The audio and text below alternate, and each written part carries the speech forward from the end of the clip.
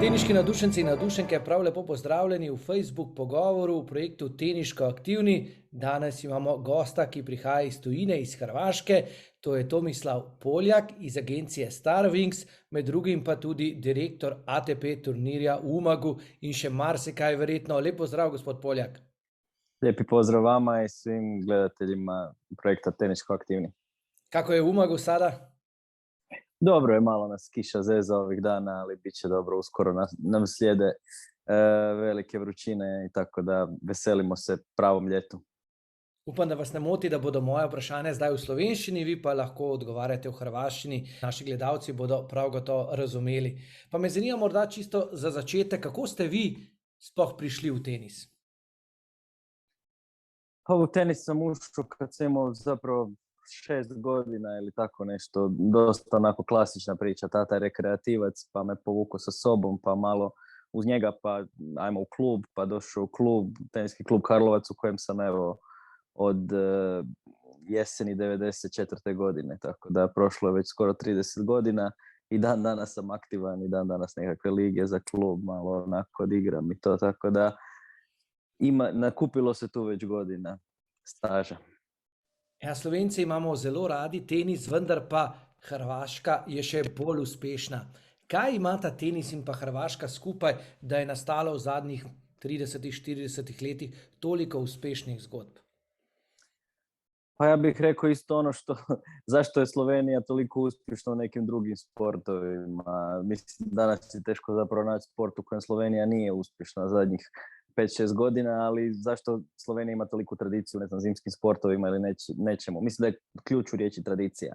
Moja generacija, dakle, rođena u drugoj polovici 80-ih, mi smo svi bili djeca kada je Goran ostvarivo svoje prve uspjehe, svi smo gledali i plakali kad je gubio ona silna Wimbledonska finala i mislim da nas se to sve skupa motiviralo da uđemo u tenis. Tenisa je naravno na našim prostorima bilo i prije Gorana i nakon Gorana, ali iz osobnog iskustva i iskustva moje generacije mogu reći da je to jednostavno bilo to. On je bio taj okidač zbog kojeg smo nekako se svi zaljubili u ovaj fantastičan sport. I mislim da to vuče i nove generacije i dalje je taj uspjeh prisutan. Tenis je vrlo rasprostranjen u Hrvatskoj. Ok, brojke padaju, kao je rekao bih svugdje, više možda nema te kvantitete kakvu smo imali prije, ali kvaliteta uvijek ispliva i hvala Bogu, to je ono što drži hrvatski tenis i dalje na vrlo visokoj razini. Pa če se morda zdaj vrneva znova nazaj k slovenskemu tenisu, slovenski teniški delavci oziroma tisti, ki imamo radi tenis, smo vas poznali, ko je agencija Starwings prevzela Kajo Juvan. Kaj ste videli takrat, ko ste prevzeli Kajo Juvan? Kaj ima Kaja, da ste vi videli v njej nekaj posebnega? Pa ja se da se Kaja neće ljutiti, ja ću ispričati priču koja mi uvijek pričavam kako je zapravo došlo do te suradnje. Ona je igrala, ja sam nju pratio neko vrijeme, naravno kroz scouting, bio sam vrlo impresioniran nekim stvarima i zapravo smo se unutar agencije dogovorili da će zadnji test nekakav biti Eddie Harry Orange Ball. To je 2016. godina, ako se ne varam. Da, ne varam se, 2016. I ona igra Eddie Hare, prvo kolo, ne nekako pretjerano izazovan meč, pobjedi, drugo kolo izgubi, kao druga nositeljica odigra vrlo loše. I ja kažem, naravno, ok, to se juniorkama naravno događa. Vidjet ćemo još više na Orange Ball. Osvojila je parove, ako se ne varam, na tom Eddie Hareu. Dođe Orange Ball, prvo kolo isto tako nepretjerano, meč u kojem se nije moglo nešto previše vidjeti. Drugo kolo protiv Amerikanke gubi 6-3, 3-0. Da nisam sjedio pored njezine majke i nisam siguran jel bi ostao do kraja tog meča. Jer je to bilo toliko loše da onako nisam mogao vjerovati da je to ista tenisačica koju sam vidio u sasvim suprotnim izdanjima. I u tom trenutku Kaja dobiva 12 gemova za redom, znači 3-6-6, 3-6-0, bez nekog pretjeranog tenisa, više nekakav raspad sistema kod protivnice i ja se sad kažem ok, dobio sam još jednu priliku za vidjeti još jedan meč, taj meč je bio protiv Olge Danilović. I onda se pojavljuje ona prava Kaja koja do kraja turnira, mislim da ni u jednom meču nije izgubila više od 5 gemova redom, Danilović, Karle, Osuigwe i Potapova u finalu. I ja sam već nakon meča protiv Olge Danilović rekao njezinoj majci koja je znala da interes postoji, rekao sam to je to Kaja za mene i to vidimo i danas tu gdje je, igra netipičan tenis za jednu curu, jako je kreativna, ako što je kreativna van terena, tako voli biti kreativna i na njemu i to je, da kažem, baš tenis po mom guštu. Obožavam je gledati, evo sad recimo u Parizu, fantastičan meč protiv Badose, da je imala malo više svježine, da tjedan u Strasburu nije bio toliko dugačak, ja vjerujem da bi ona taj meč dobila i mislim da je sada napokon fizički spremna, psihički spremna, igrački spremna da zaista da igra protiv bilo koga na svijetu. I mislim da bi to do kraja ove sezone mogli jako jasno vidjeti, a pogotovo u godinama koje dolaze. Ja, vsi v zadnjem obdobju veliko govorijo o njenem prijateljstvu Zigo, ki je že kar prva igralka na svetu. Pri Kaji gre to malce počasneje. Ste se kdaj ustrašili ali pa ste vedno verjeli, da je na pravi poti? Zdi se mi res inteligentna igralka. Dobro smo jo novinarji spoznali v Turčiji v pokalu Billie Jean King, kjer je res igrala izjemno in tudi izven igrišča bila neka povezava z vsemi ostalimi igralkami. Mi u agenciji, da kažem tako, se nikad nismo bojali nekog drugačijeg puta, jer Kajin put je svakako drugačiji. Ona je djevojka koja je završila jednu od najtežih gimnazija u Sloveniji sa odličnim uspjehom, netko kome je obrazovanje uvijek bilo jako bitno, to vuče svoje, reći ću, posljedice za tenis. Ja sam izuzetno sretan zbog nje i njezine obitelji da je odabrala taj put, ali taj put je nešto malo sporiji i ona do završetka te srednje škole nije imala je količinu treninga koja nije usporediva niti s jednom curom iz svoje generacije, pa tako ni s Igom s kojom je, kako ste rekli, jako dobra prijateljica. Tako da sve ovo što sad dolazi, sve što je pred njom, ja se jako veselim tome zato što mislim da Kaja ni na koji način nije potrošena, još uvijek je vrlo svježa, zna da je čeka puno rada, veseli se tom radu, nekako i nadograđuje svoj tim tamo gdje misli da treba imati još nekakvu dodatnu pomoć i dodatan savjet i jednostavno sve mislim da pada na svoje mjesto kako bi trebalo i zaista se veselim mjesecima i godinama koje su pred njom. Vi ste po izobrazbi novinar, tako da morda tole vprašanje, kako medijsko pa je nekako popularna v tujini lahko Kaja Juvan ali pa kakšen drugi igralec, ki prihaja iz Slovenije, ki je majhna država in morda teniško ne tako prepoznavna niti kot Hrvaška, kaj šele kot večje države. Pa mislim da Kaja se tu istaknula dosta rano, znači dosta je skrenula je pozornost na sebe, ne samo na terenu sa nekim rezultatima koji su došli rano, nego i s načinom na koji komunicira sa medijima. Evo, spomenuli ste Igu, ja se uvijek sjetim kvalifikacija za Wimbledon, sad malo sam s godinama će prošlo, ali ako se ne varam, to je 2018. Uglavnom, kada se Kaja prvi put kvalificirala za Wimbledon, nije igrala nešto bajno, znam da se mučila prva 2 kola i onda je lako dobila 3. kolo Amerikanku McHale i tu je novinar koji prati WTA Tour dugo, mislim sigurno preko 20 godina, poželio napraviti intervju s njom i kako Iga uvijek bila u blizini, a Iga tada još nije bila ovo što je danas, nego možda bila, ne znam, 60. 70. igračica svijeta. Njemu je bilo jako zabavno njihova ta interakcija, teme o kojima one razgovaraju i to. I sjećam se da je na Twitteru napisao radim ovaj posao već preko 20 godina, nikad nisam razgovarao niti s jednom, a kamoli s 2 tenisačice koje imaju svoje omiljene filozofe ili koje, mislim da ako se ne varam, Iga voli englesku povijest, ili barem je u tom razdoblju dosta čitala o tome, ali znam da je i u intervju i u cijeloj toj priči novinar veliki naglasak stavio na to.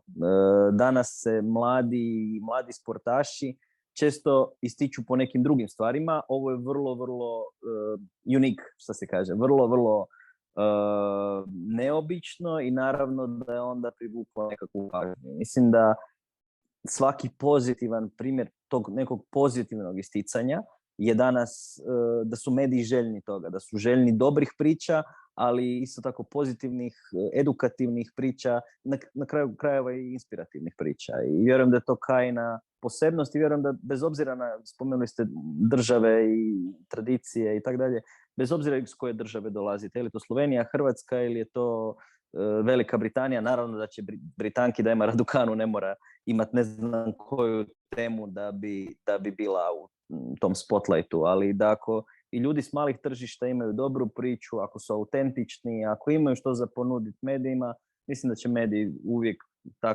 takvu priču vrlo rado popratiti. Ostaniva pri tem, ostaniva pri Sloveniji, vendar pa gremo še enemu mlajšemu igralcu. Drugačna zgodba, pri njemu Svit Sulić, ki je star 12-13 let zdaj, pa ste ga nekako vzeli pod svoje okrilje.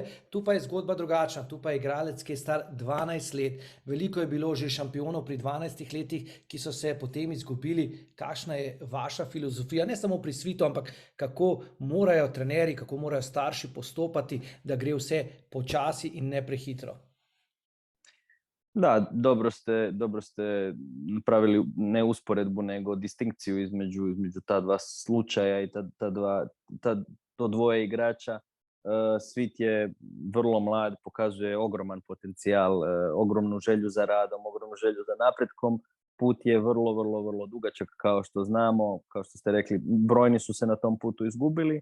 Mislim da ljudi oko njega koji ga savjetuju, uključujući i nas, prošli smo taj put sa nekoliko igrača, čak i od tako rane dobi, i mislim da znamo koji su izazovi pred nama. Naravno da je njegova obitelj tu, mora biti alfa i omega, i obitelj je ta koja donosi zapravo i odluke i način na koji će razvijati Svitovu karijeru. Ja vjerujem i nadam se da smo im dobra podrška u svemu tome, ali da, izazova je niz, od zdravstvenih, znači od nekih potencijalnih ozljeda, neforsiranja, ne pretjerivanja u bilo čemu, do opet odabira pravih ljudi, pravih trenera, prave baze. On je baziran u Akademiji Muratoglu, u okolici Kana. Vidjet ćemo što budućnost nosi, hoće li se tamo razvijati i do svojih profesionalnih dana ili će trebati još nekakve tu zahvate napraviti ili tako dalje, tako dalje. Tako da izazovi svakako postoje, ali vjerujem da imamo znanje i energiju da, kažem, s njegovom obitelji donesemo najbolje moguće odluke za njegovu karijeru. Ja, ravno to, omenili ste podporo. Kakšna je ta vaša podpora? Tudi mislim na finančno, ampak z nasveti, kaj svetujete tako Svitu kot staršem, kot morda kaj njenim staršem, kje je tu vaša vloga? Teško je to, mislim da nemamo dovoljno vremena, da to me ljudi često pitaju šta radi jedan teniski agent. Naravno da teniski agent Rodgera Federera i teniski agent 13-godišnjeg Svita Suljića ne rade isti posao. Nada se i taj 13-godišnji agent da će jednog dana raditi ono što radi agent nekakve super zvijezde, jer vjeruje da u potencijal takvog igrača.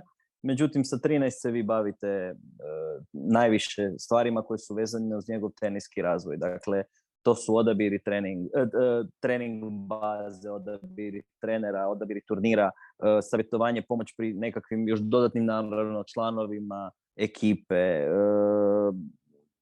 Često, to su one nekakve osnovne stvari, ali često onaj dio koji ljudi ne vide. Ja kažem, ja sam često svojim igračima i stariji brat i nekako rame za plakanje.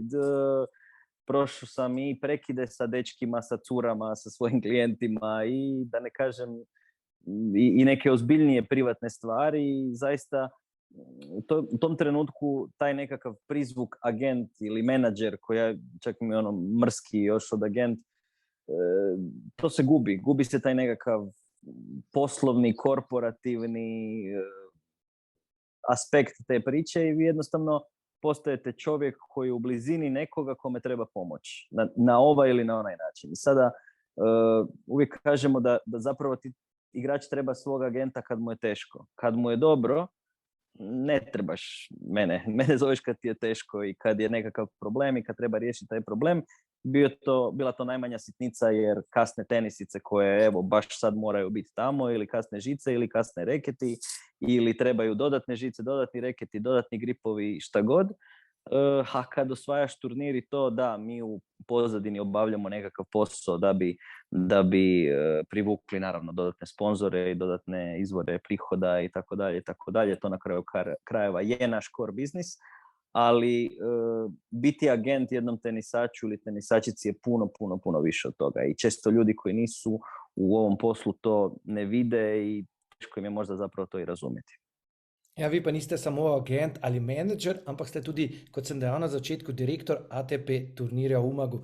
Letos seveda znova turnir, verjetno povsem drugače kot morda v zadnjih 2 letih zaradi korone, vendar pa vam je uspelo nekaj, kar je verjetno prej že uspelo Slavku Razbergerju. Pripeljali ste igralca, ki bo verjetno nekoč prvi igralec na svetu. Govorimo seveda o Carlosu Alcarazu, ki je lani zmagal in če se ne motim, letos znova pride. Kakšna je ta zgodba z njim? Že hitro ste prepoznali njegov talent.